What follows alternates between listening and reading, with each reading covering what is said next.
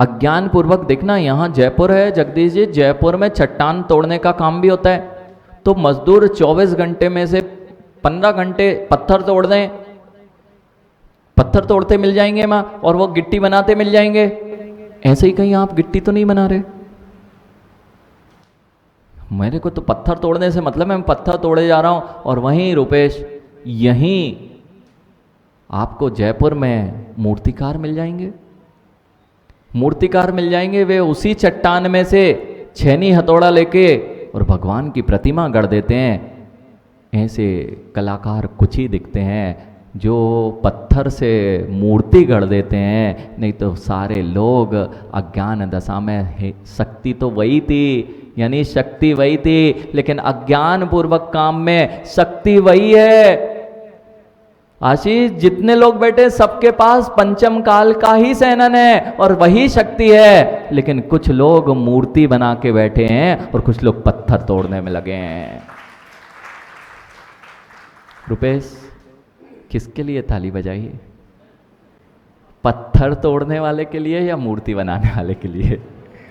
नहीं तो पत्थर तोड़ने वाले, महाराज हम तो पत्थर तोड़ने में बड़ा आनंद आ रहा है। अज्ञान पूर्वक जो वही काम किए जाते हैं वह तुम्हारा भला नहीं कर सकते, और वही ज्ञान पूर्वक करने लग जाओ। अच्छा, जिस शक्ति को तुम बाहर लगाओगे वही शक्ति अपने आप को मूर्ति पाषाण से भगवान की मूर्ति बनाने में लगा दिया तो एक दिन पूर्ण स्वतंत्र और मोक्ष पदवी को पाओगे। यह यहां पर कहा गया है मां। लेकिन इतने से कहाँ, ये तो बहुत अच्छे प्रवचन है मनीष, है ना, ऐसा कह सकते हैं, बहुत अच्छे प्रवचन लगते महाराज जी, लेकिन लगते हैं, लगते कहाँ हैं जगदीश जी? लगते हैं, लगते अच्छे हैं, लेकिन लगते नहीं हैं। और लगने लग जाए तो बड़ा आनंद आ जाए, फिर तो आपकी भी मूर्ति तैयार हो जाए। जी अभी तक यहीं तक अच्छे लगते हैं, यहाँ की बात मत करो। धर्म मात्र इतना ही नहीं है, धर्म तो यही सिखा रहा था कि ऐसा करो ऐसा नहीं करो। उसके पीछे सिद्धांत क्या था? सिद्धांत ये था क्यों करो, क्यों करना आवश्यक है, नहीं करोगे तो तुम्हारे साथ में क्या हो जाएगा। ये दर्शन पक्ष है, जैन दर्शन और जैन धर्म। धर्म उस दर्शन और उस सिद्धांत की लक्ष्य तक पहुंचाने का काम करता है। दर्शन क्या है? सभी दर्शनों ने कहीं ना कहीं वैभाव दशा को स्वीकार नहीं किया और मुक्ति को सब स्वीकार करते हैं, लेकिन मुक्ति प्राप्त करने का उपाय ये भूल जाते हैं। ये कैसे हो सकती है, इस पर विचार नहीं करते, इस पर चलते नहीं है। इसलिए कहा अज्ञान पूर्वक जो भी किया जाएगा, विवेक के अभाव में जो भी किया जाएगा वह कार्य निष्फल हो जाएगा। यही कारण है हिमांशु कि जगत के लोग तपस्या करते मिलते हैं, लेकिन तप क्यों करना पड़ता है ये पता ही नहीं है। चट्टान तोड़ने से मतलब है गिट्टी हो रही है कि भगवान की मूर्ति बन रही है, जिसको यही बोध नहीं है। पता चला तप करते हुए भी कर तो वही रहे थे जो एक सामान्य इंसान कर रहा था, जिसके अंदर वासनाएं थी। तप करते हुए भी लोग अपनी इंद्रियों पर विजय कहां प्राप्त कर पा रहे हैं? कहां वे उनके पास में, जब प्यास लगी पानी पी लिया,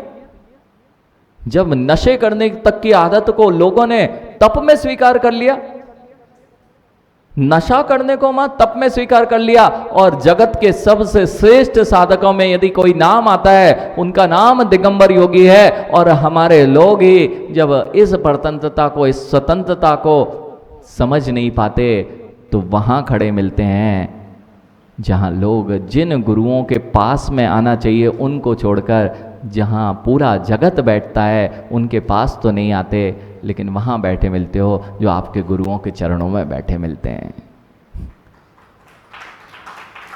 ताली किस बात की ज्ञानी?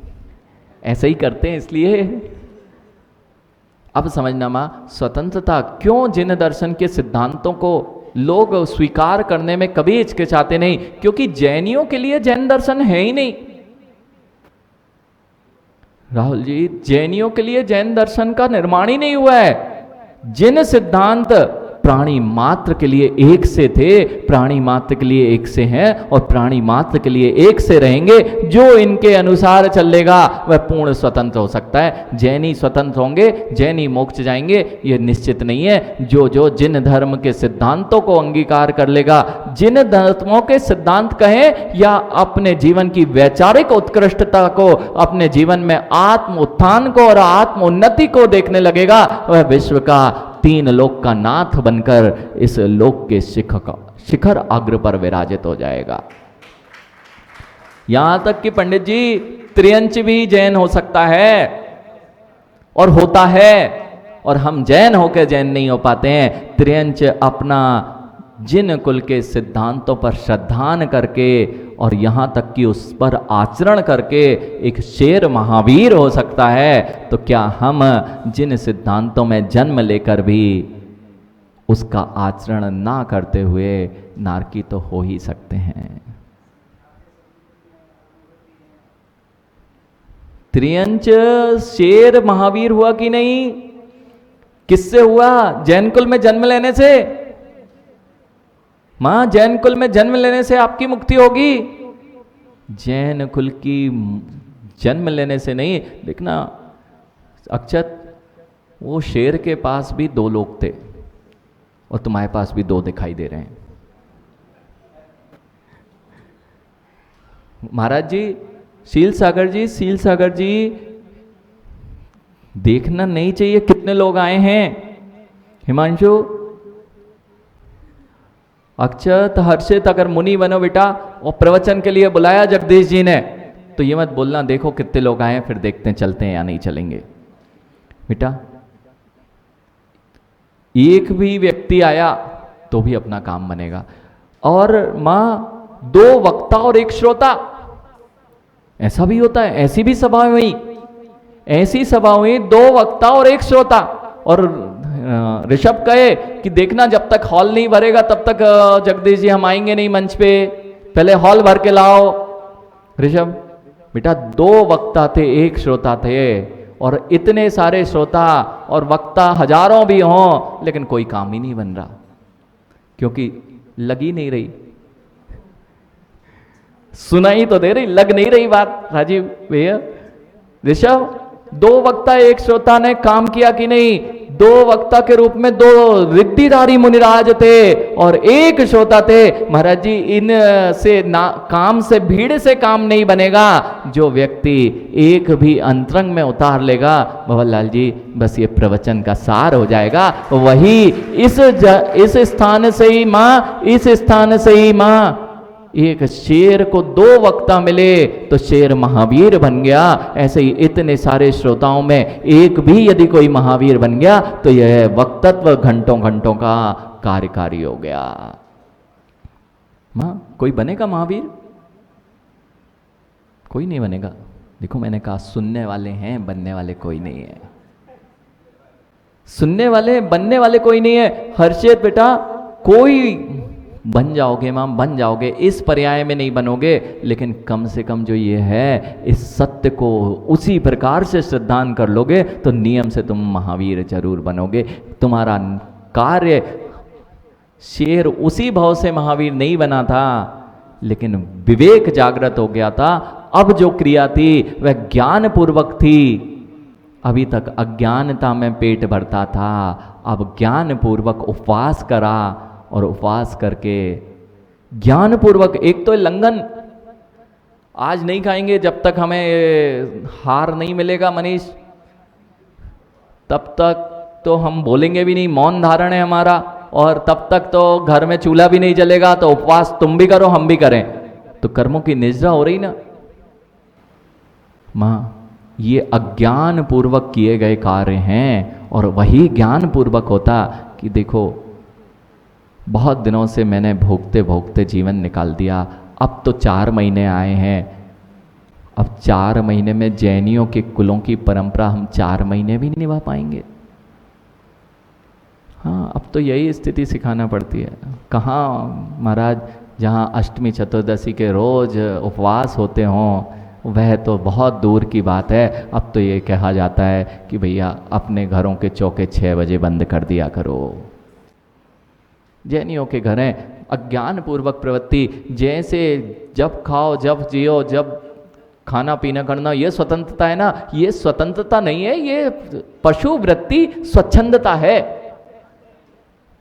पशु वृत्ति रूप स्वच्छंदता है। जब खाने का मन हुआ खा लिया, जब पीने का मन हुआ पी लिया। कहाँ विवेक है? उनके पास विवेक नहीं, अपने पास विवेक नहीं। अभक्ष खाना है, हम खाने तैयार हैं, वह भी बंदर भी हाथ डालता है कचरे में। हाँ, हमने देखा है मुजफ्फरनगर में राजीव भैया, वो कचरे में हाथ डाला, बंदर की सुबह सुबह टोलियां रहती थी और हम लोग निहार को जाते थे अक्षत, और वहां पे जो मिला कचरे में हाथ डाला। और ऐसे ही आजकल हम पैकेट खोलते हैं, अंधेरा होता है, क्या उसमें है वो देखना ही नहीं, हमें तो मुख में डालना है, टीवी में देखना है। पैक है ना, पैक बेटा, वो भी नहीं देख रहा था, हमने देखा उसमें ऐसे हाथ डाला, उसके जो मिला और मुख में।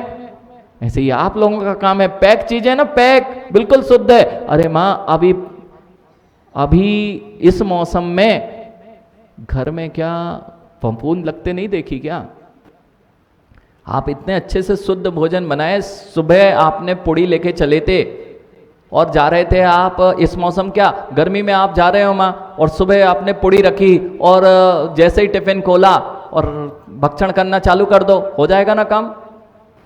माँ, कितने जीव राशि उस पर फफूंद लग चुकी है और जीव उसे बिना देखे खा जाता है। ऐसे ही माँ, जो भी तुम कर रहे हो थोड़ा तो ज्ञान रखो। क्यों बोला गया?